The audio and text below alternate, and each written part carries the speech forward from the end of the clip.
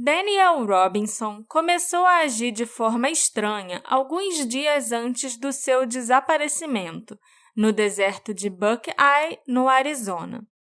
Ele deixou seu local de trabalho abruptamente, sem nem dar tchau, e seu carro foi encontrado cerca de um mês depois, numa ravina próxima. O que aconteceu com Daniel?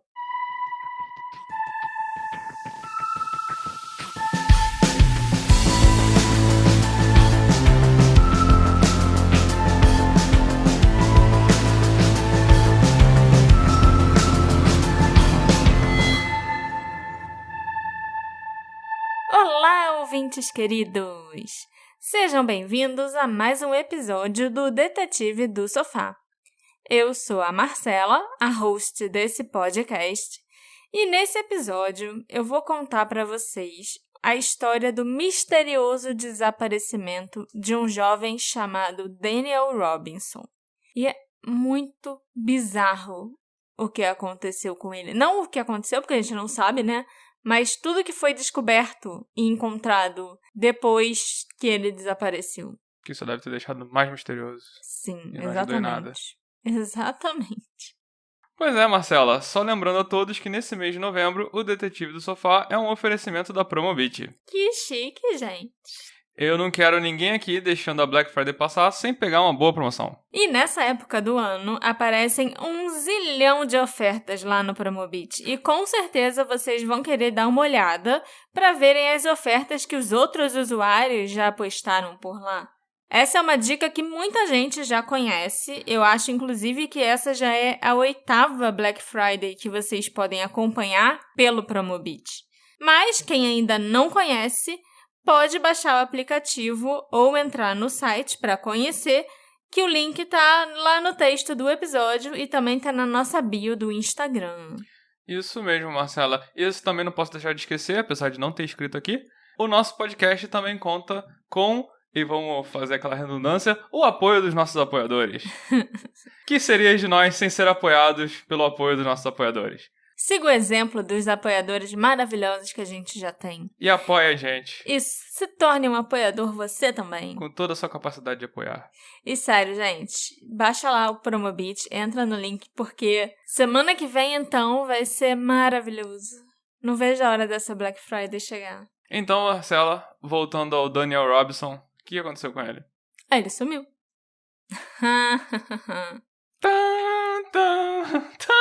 Então acabou? Vou botar a música de encerramento. Não. Vamos lá. O Daniel Robinson era um nativo de 24 anos da cidade de Columbia, na Carolina do Sul.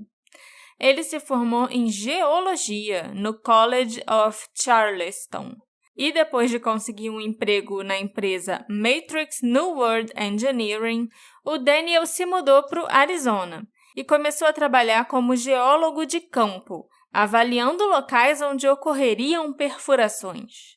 O Daniel era um amante do ar livre que adorava viajar e explorar, e ele tinha uma profunda paixão também pela música. Ele até tocava trompete. O Daniel era descrito por seus familiares e amigos como um cara feliz e sortudo, que adorava conversar com os outros e que era extremamente próximo da sua família, mantendo contato constante com eles. Ele era um homem afro-americano com 1,75 m de altura e que pesava cerca de 75 quilos. Porte atlético, né?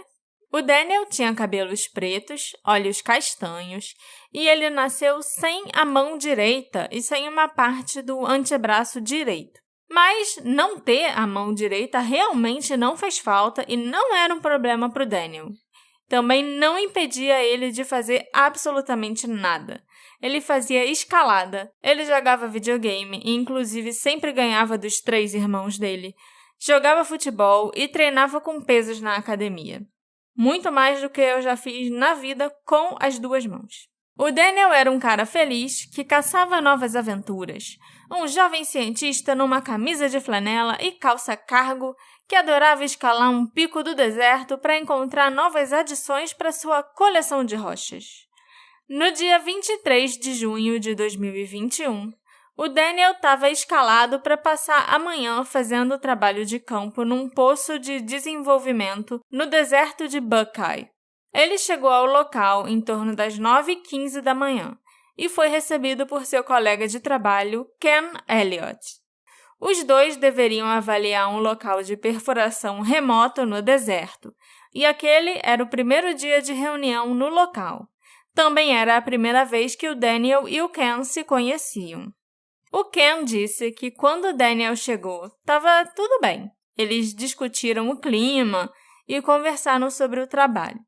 Estava chovendo bastante no deserto quando o Daniel chegou no local. Então, os dois só ficaram esperando a tempestade de verão passar para começarem o trabalho. Mas, em questão de minutos, o Ken disse que o comportamento do Daniel mudou de agradável para distraído. Ele estava apenas olhando para o deserto e tinha um olhar muito distante. Sempre que ele se virava de novo, o Ken olhava para ele e a primeira coisa que ele pensou é que o Daniel devia estar sob efeito de drogas ou algo assim. Mas as pupilas do Daniel não estavam dilatadas. Então, o Ken imaginou que devia ser uma condição médica, algum problema, e continuou a observar o Daniel, que continuava com um olhar perdido no deserto. Ok. Depois de vários minutos, o Daniel disse algo estranho para o Ken. Ele falou algo do tipo, cara, por que nós não voltamos para Phoenix para relaxar e descansar? Só que o Ken o lembrou que eles tinham que trabalhar, né? Eles tinham chegado no local há menos de 20 minutos e o trabalho levaria tempo. Eles ainda não tinham feito nada. O Daniel concordou com a cabeça, mas continuou falando mais coisas meio sem sentido. Aí, ele se levantou e foi andando até o carro dele, que era um Jeep Renegade azul. O Ken pensou que ele devia ter esquecido alguma coisa no carro ou que tinha que ver alguma coisa lá no veículo. Mas o Daniel simplesmente abriu a porta, entrou no carro, sentou no banco do motorista, colocou o cinto de segurança, deu um tchauzinho pro Ken, deu ré e foi embora. Eu já devo ter feito algo parecido, só que com dor de barriga. Acho que eu solucionei o caso. Não solucionou. Por quê? O Ken ficou lá sem entender nada. Ele presumiu, inclusive, que o Daniel não devia estar se sentindo bem e que precisou sair de repente, tipo com uma dor de barriga. Era a única explicação plausível, realmente. O Ken, então, ligou para os seus empregadores e informou o que havia acontecido, supondo que o Daniel também ligaria, né? Informando que ele estava doente ou alguma coisa assim. Depois de algumas horas, quando o Ken já tinha acabado de fazer o trabalho dele, ele foi informado pelos chefes que ninguém sabia do Daniel. Ele não tinha ligado e ninguém estava conseguindo falar com ele no celular. O Ken, então, entrou no carro dele para ir embora. E ele notou que as marcas de pneu do Jeep do Daniel não estavam indo na direção da estrada. Elas estavam adentrando o deserto. O Ken ficou extremamente preocupado, porque viu que o Daniel claramente não tinha ido embora, não tinha ido para casa, sabe? Ele não foi em direção à estrada principal para sair dali daquele lugar quente e árido.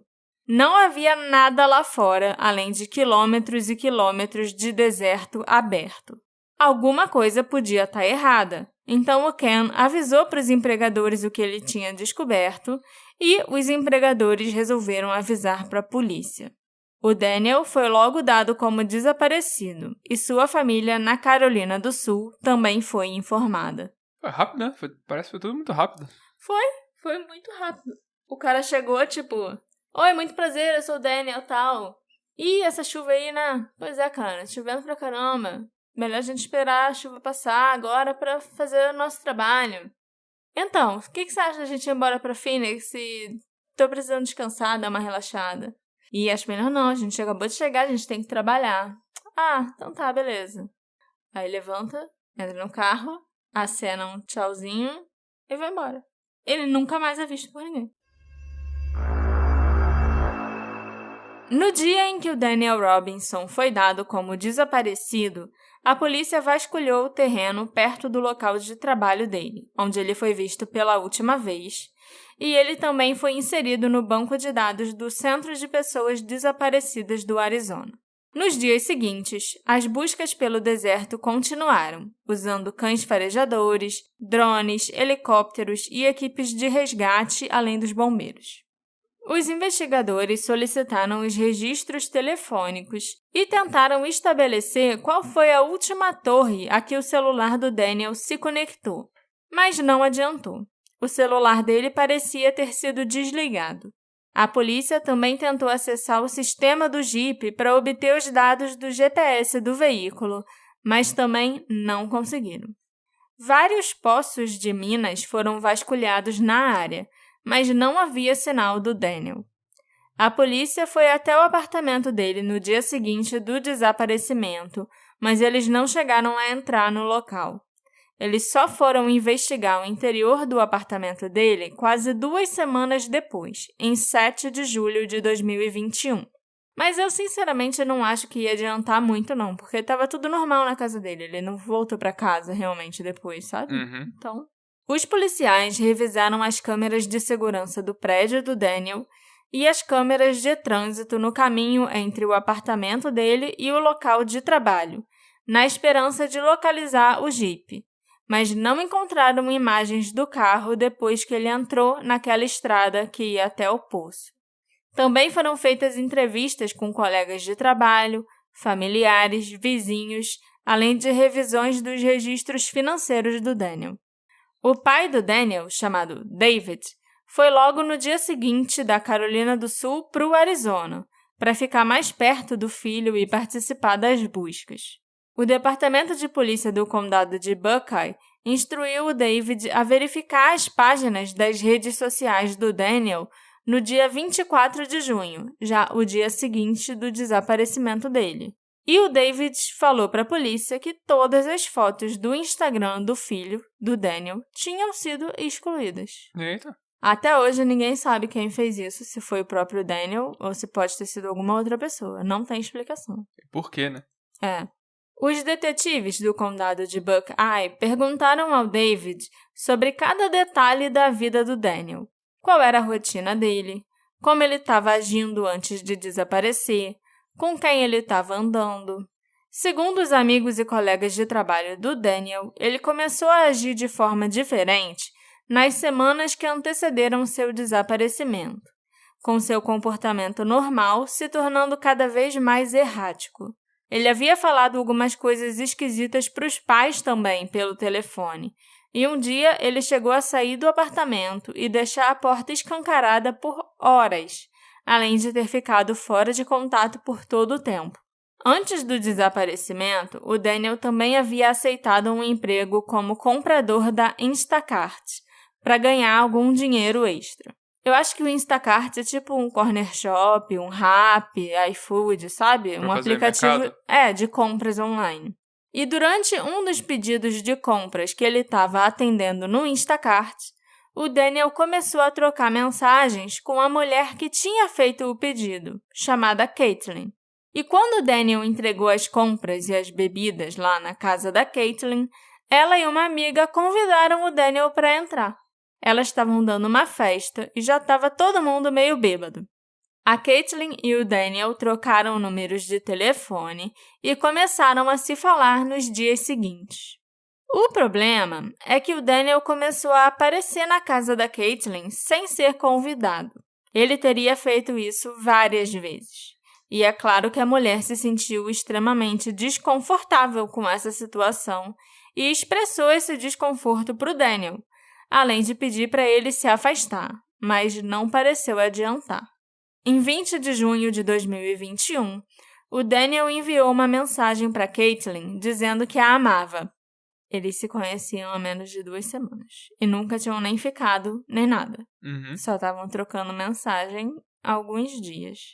A Caitlin não respondeu essa mensagem. Então, o Daniel mandou mais uma mensagem para ela, perguntando se ela o odiava. E a Caitlin escreveu: "Eu não te odeio, mas por favor me deixe em paz." No dia seguinte, 21 de junho, 2 dias antes do desaparecimento, o Daniel mandou uma última mensagem para Caitlin.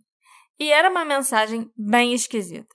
Ele disse: "O mundo pode melhorar, mas para mim levará todo o tempo que eu puder, ou que nós pudermos. Ou eu vou te ver de novo, ou eu nunca mais te verei." Eu não consegui entender exatamente o que ele queria dizer com essa mensagem, né? O início da mensagem, principalmente, porque essa de ou eu vou te ver de novo, ou eu nunca mais vou te ver, ok, dá pra entender. Mas é muito estranho, sabe? Eu, sinceramente, não sei se isso sugere algo sombrio ou se apenas parece mais significativo do que realmente é porque agora o Daniel sumiu. Entendi. Sabe? Eu não sei se ele estava só sendo dramático, mas que é estranho. Mas, em teoria, ele tá apaixonado e stalkeando essa mulher. Podia ser a origem do comportamento esquisito dele? Eu acho... bate o tempo, pelo menos? Bate. O pessoal fala que ele tava estranho. Bate com o tempo que ele começou a stalkear a mulher. Mas eu não dá pra saber se isso foi o gatilho, entendeu? Porque ele pode ter sido outro motivo. E ele pode ter começado a stalkear a mulher depois que ele já tava meio esquisito. Não sei. Não tem como a gente saber, né? O pai do Daniel, ao saber disso, admitiu que o comportamento do filho não parecia normal. Mas o David e o restante da família do Daniel afirmam que ele nunca apresentou nenhum tipo de distúrbio psicológico. E ele não queria que os investigadores focassem nessa linha de investigação, que o filho dele pode ter tido uma espécie de ruptura ou um surto e tenha resolvido fugir ou tirar a própria vida. É claro que se mesmo que os detetives seguissem essa linha de investigação, eles não iam parar de procurar o Daniel. Então, eu acho que o problema maior para o David e para a esposa dele, para a mãe do Daniel, é que o filho deles ficasse estigmatizado ou algo assim. De qualquer forma, o pai do Daniel estava tão preocupado e queria tomar a frente nas buscas que ele se mudou para o Arizona, para passar todos os dias procurando o filho pessoalmente. Aquela história do Ken Elliott sobre a última manhã em que o Daniel foi visto forneceu ao David informações importantes e lhe deu um ponto de partida para procurar o filho. E agora, quase todos os sábados, ele lidera um grupo de voluntários que vasculham aquela área no deserto. Ele se aventura junto com os voluntários em partes do deserto de Buckeye, que são mais adequadas para animais do que para homens, sinceramente falando. Naquela paisagem quente e seca, a temperatura passa dos 40 graus em mais da metade do ano. Lá também existem 13 espécies de cascavéis, mais do que em qualquer outro lugar dos Estados Unidos. E as cascavéis são mais ativas nos meses mais quentes, especialmente à noite. Então, assim, né? Elas devem ser ativas o ano inteiro porque aquele lugar é quente demais. 13 espécies de cascavéis é 12 a mais do que o necessário.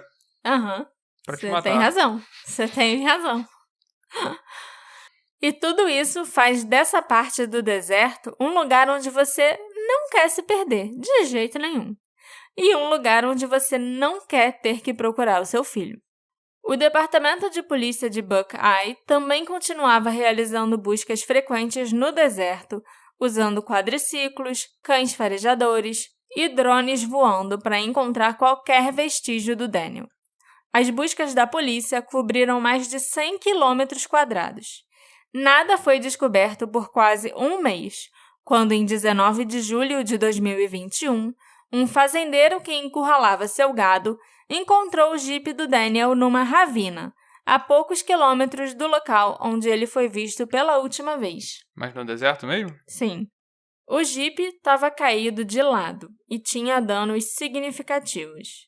Os airbags tinham sido acionados durante o suposto acidente e quem estava dirigindo o veículo usava o cinto de segurança no momento.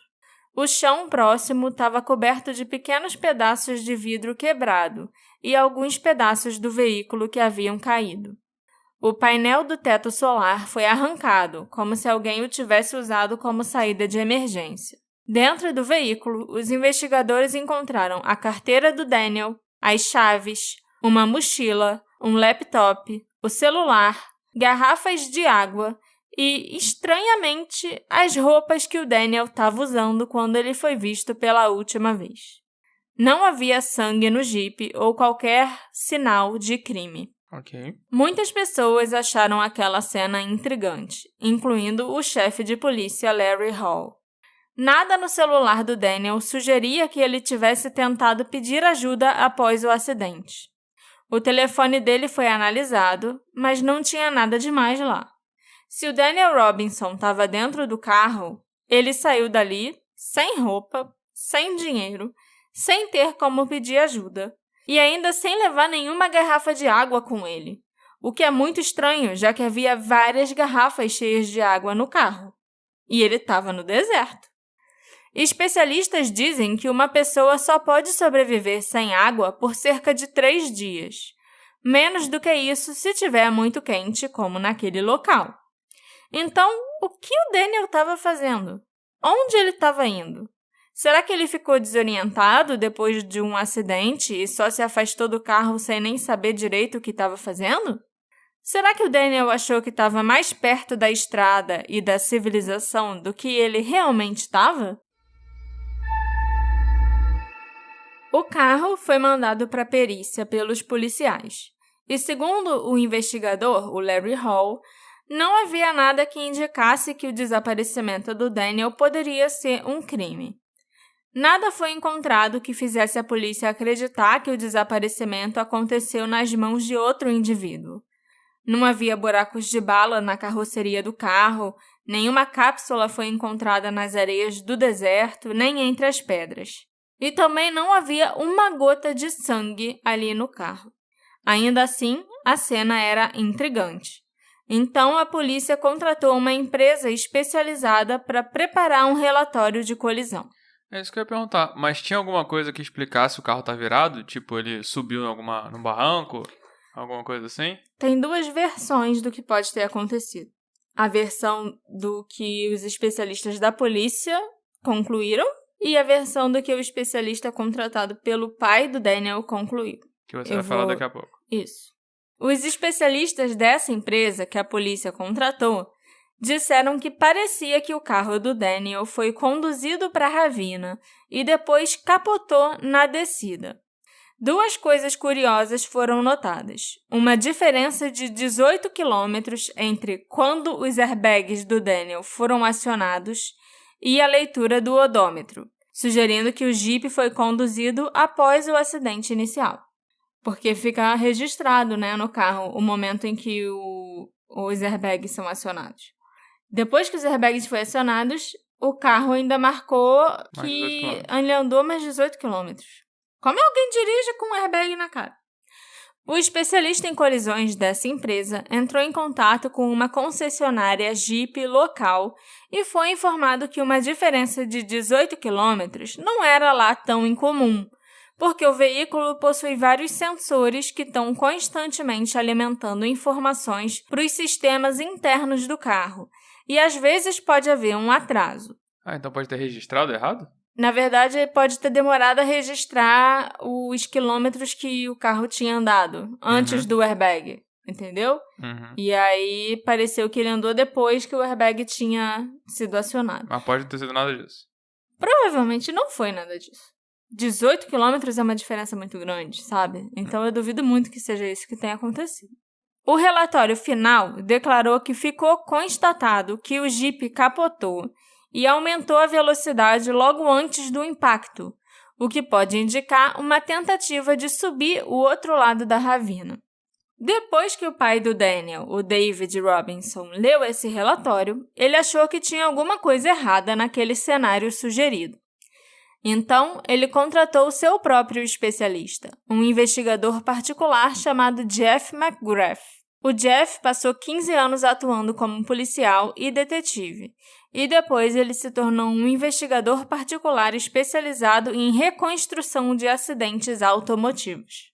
Enquanto ele estudava as fotos do acidente e do local onde o carro foi encontrado, o Jeff notou logo de cara que os amassados e os danos não correspondiam à topografia da ravina.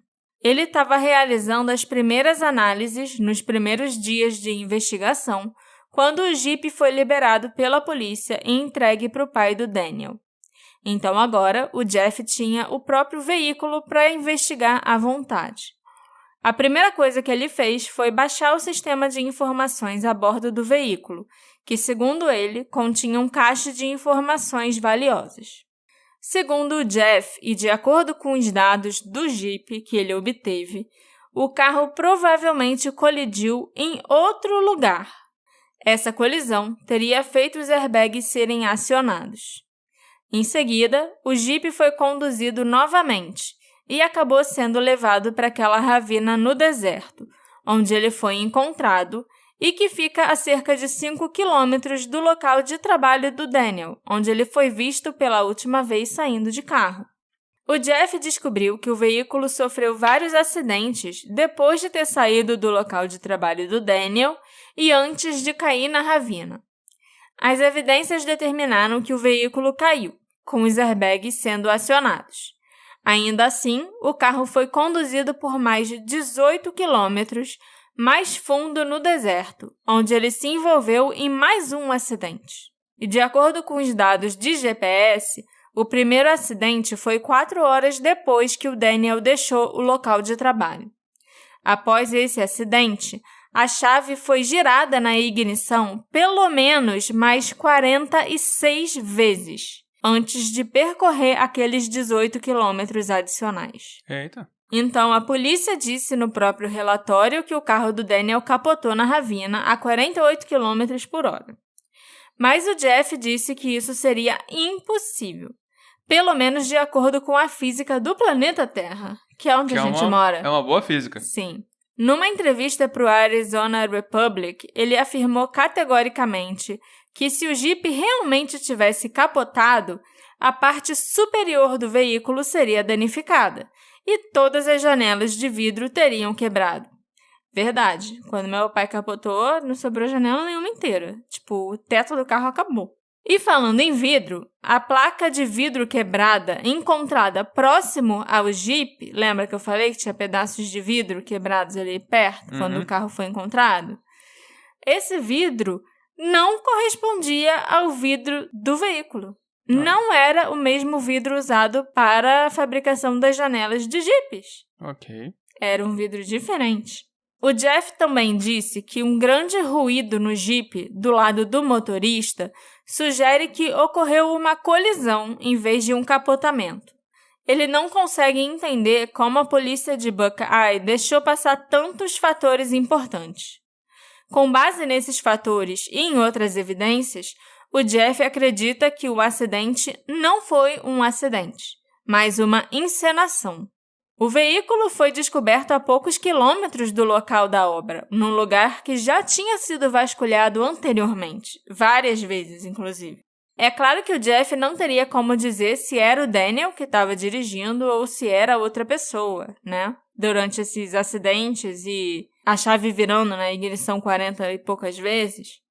O Jeff também afirmou que, assim como a polícia, ele não encontrou evidências que sustentem que um crime teria acontecido, mas ele também não encontrou evidências que descartem essa possibilidade. Mas é aquilo que eu falo, ausência de evidência não quer dizer evidência de ausência. Não adianta você falar que não encontrou provas descartando que descartasse o crime, sabe? Pra mim, pelo menos, não adianta você falar. Pra mim, você tem que encontrar provas de que teve o crime. Eu não acho que você pode comemorar que não achou nada que descartasse um crime, entendeu? Eu não acho que é assim que provas funcionam. Ok. Mas e se eu te disser que ali, junto com as roupas dobradas do Daniel, tinham as botas dele, inclusive uma das botas estava presa embaixo do carro. E como uma bota fica presa embaixo de um carro se o pé não ficou preso? Mas ok, não era nem isso que eu ia falar. E tinha, assim, 2 meias ali também no local. Uma meia era da Nike e uma meia era da Adidas. Ah, Marcela, mas ele usou meias desparelhadas. Eu vivo usando meias desparelhadas, inclusive. O problema é que depois, a outra meia, o par da meia da Nike, que estava lá na cena do acidente, foi encontrada perto do local de trabalho dele, que era, 5 quilômetros de distância um lugar do outro. Como é que uma meia foi parar no local do acidente com uma outra outra meia que, era da mesma cor, mas de outra marca. E aí a meia da Nike, que era o par verdadeiro da meia que estava no local do acidente, vai parar lá no local de trabalho do Daniel. É esquisito, mas pode ser um monte de coincidência, sei lá. Pode ser, mas é esquisito demais. O próprio fazendeiro que encontrou o Jeep concorda com o Jeff. O Sr. Shelton, que tem uma fazenda de cerca de 14 mil acres na área de Buckeye, está convencido de que o carro não estava naquela ravina há muito tempo, quando ele o encontrou. O curioso é que ele disse que as vacas que ele tem são criaturas muito curiosas e fofoqueiras, e que elas com certeza teriam ficado lambendo o Jeep se tivessem encontrado ele antes. Ele afirma que não tem a menor chance daquele carro estar ali há mais de uma semana no máximo, até porque aquele era um lugar que ele passava todo dia levando as vacas para pastar. Pelo menos a cada 2 dias ele passava por ali levando as vacas dele para outro lugar. Eu confio nas vacas, então se as vacas não acharam o Jeep, não lamberam o Jeep, é porque o Jeep não estava ali. O Jeff dedicou centenas de horas de trabalho ao caso do Daniel e conseguiu encontrar uma nova evidência. O relato de uma testemunha ocular que acabou mudando um pouco a linha do tempo do dia em que o Daniel desapareceu. Um homem, cujo nome não foi divulgado, contou para o Jeff que ele estava no deserto no início da tarde do dia 23 de junho, praticando tiro ao alvo. Esse homem disse que ele se lembrava de ter visto o Daniel em seu Jeep intacto. Os dois tiveram uma conversa agradável e então o homem foi embora. Isso teria acontecido cerca de 2 horas depois que o Daniel deixou o local de trabalho dele, por volta das 11h30 da manhã. Ninguém pode realmente dizer quão útil ou preciso o relato desse homem é. Nem o Jeff, nem a polícia, nem o David, o pai do Daniel. Mas é uma informação importante que a polícia não foi capaz de descobrir sozinha. O David foi bem franco ao afirmar numa entrevista recente que ele não sente que a polícia fez o suficiente para encontrar o filho dele, um jovem negro. E ele acredita que o caso do Daniel só começou a receber atenção depois que o caso da Gabby Petito se tornou nacional. E quando um tweet viralizou falando sobre outras pessoas que também estavam desaparecidas, que desapareceram na mesma época da Gabby e mais ou menos na mesma região e que não receberam atenção. O Daniel era uma dessas pessoas. Vocês com certeza devem lembrar que a Gabby era uma jovem loura que desapareceu, iniciando uma busca nacional que envolveu muitos níveis diferentes de forças da lei americana. Não, foi um daqueles casos que a internet acompanhou em tempo real, sabe? Sim, a internet e todos os canais de notícias americanos. Uhum. Os restos mortais dela foram encontrados no Wyoming, e os investigadores acreditam que ela foi assassinada pelo noivo, que mais tarde cometeu suicídio. Na época do desaparecimento da Gabby, muitos meios de comunicação foram criticados por ignorarem casos de pessoas desaparecidas envolvendo pessoas pretas. A polícia de Buckeye afirmou que a diferença entre o caso do Daniel e o caso da Gabby, que aconteceu só algumas semanas depois do desaparecimento do Daniel, é que para a polícia o caso da Gabby foi claramente um crime sério desde o início. Já o caso do Daniel é um pouco mais difícil de entender. E essa é uma desculpa bem esfarrapada, porque ninguém está comparando a seriedade dos casos, né? E sim pedindo que os mesmos recursos que foram usados para encontrar a Gabby Petito sejam mobilizados para encontrar tantas outras pessoas desaparecidas por aí, incluindo o Daniel Robinson. É porque ambos, em determinado momento, foram considerados só pessoas desaparecidas. Exatamente, né? No início, o caso da Gabby era só, cadê essa mulher? Não acho que logo de cara desconfiaram que o noivo teria feito algo com ela. Após meses de pressão por parte do David, o pai do Daniel, a polícia de Buckeye entrou em contato com o FBI. Mas, até o momento, o FBI ainda está avaliando o caso. Eles ainda não começaram a investigar de fato.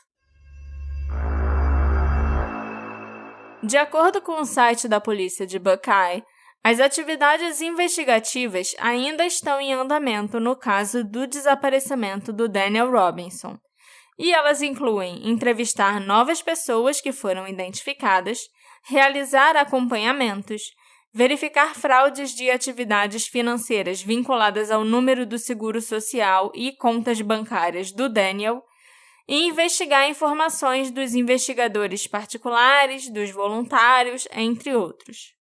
Embora a polícia de Buckeye tenha argumentado que sua busca pelo Daniel foi extensa, o David afirma que o departamento está recebendo crédito pelos resultados que vieram do trabalho dos voluntários e do investigador particular que ele contratou, o Jeff, depois que a polícia se recusou a continuar as buscas. E quem achou o carro foi a vaca também, então não foi nem a polícia. Pois é.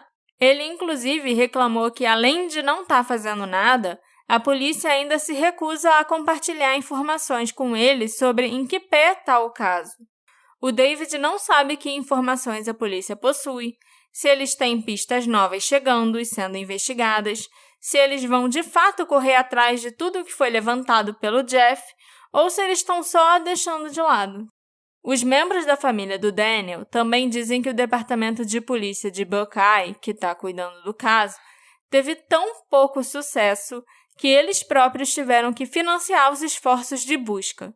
Uma página do GoFundMe criada para o Daniel Robinson conseguiu arrecadar o triplo da meta inicial, e foi graças a isso que a família pôde financiar os serviços de investigação privada, além de suprimentos para os voluntários dispostos a participar das buscas no deserto.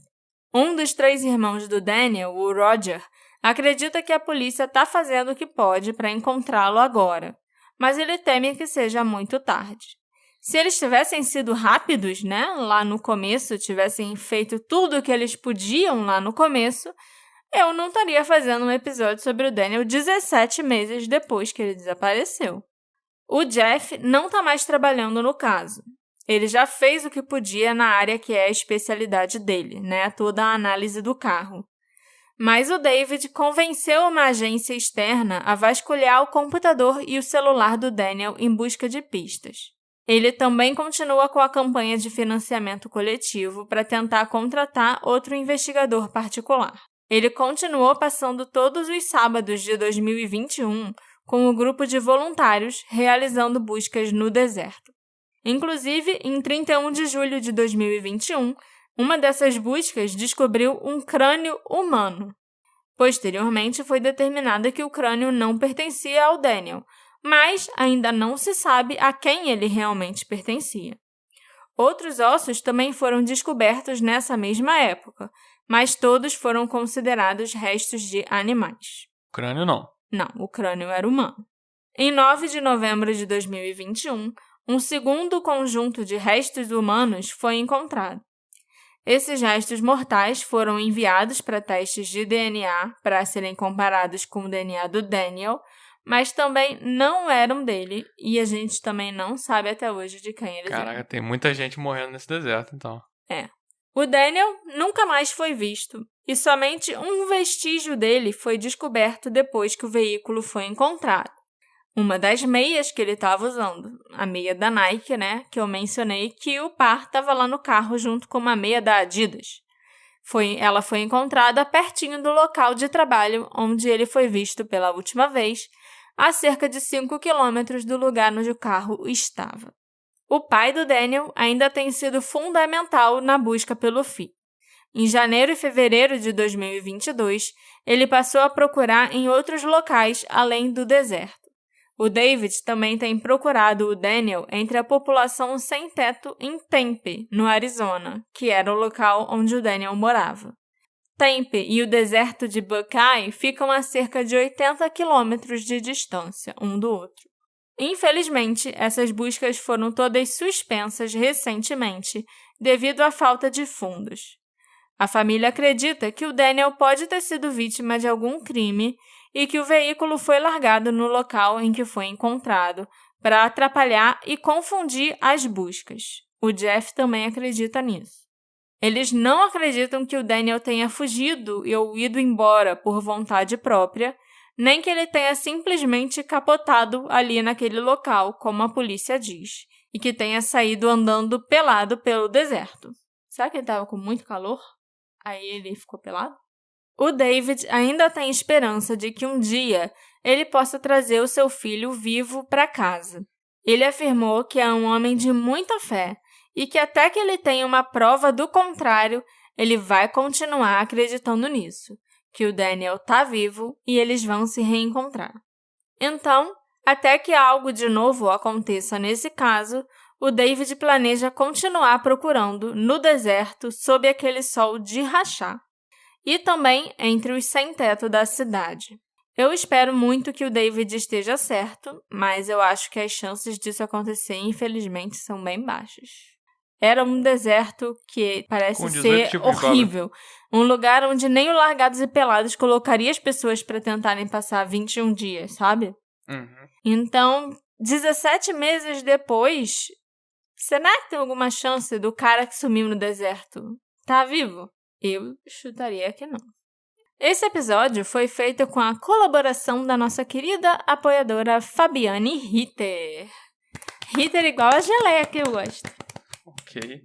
Aquela geleinha que tem até a versão pequenininha dela. É muito boa a geleia. Será que a Fabiane é dona da marca de geleia? Será que ela tem amostra grátis pra mandar? Ia ser bom. Amostra grátis de geleia e patrocínio do podcast também, já pensou? Olha aí. Muito obrigada, Fabiane, pelo seu apoio e a todos os nossos outros apoiadores também. Vocês são muito queridos por mim e é graças a vocês que eu posso descobrir casos novos e tão esquisitos quanto esse, né? Para contar aqui para todo mundo. O que causou a mudança repentina no comportamento do Daniel naquelas últimas semanas de junho?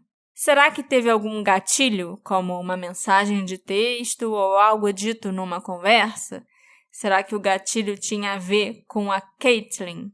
Por que o carro foi conduzido 18 quilômetros no deserto apenas para acabar largado a poucos quilômetros de distância do local de trabalho do Daniel? Por que a chave foi virada 46 vezes após o primeiro acidente? Como e por que o Jeep foi conduzido com os airbags acionados? Me encontra nas nossas redes sociais, @detetive do sofá, e me conta as suas teorias sobre esse caso que eu achei super misterioso. A gente se encontra na próxima investigação. Tchau, tchau. Tchau, tchau.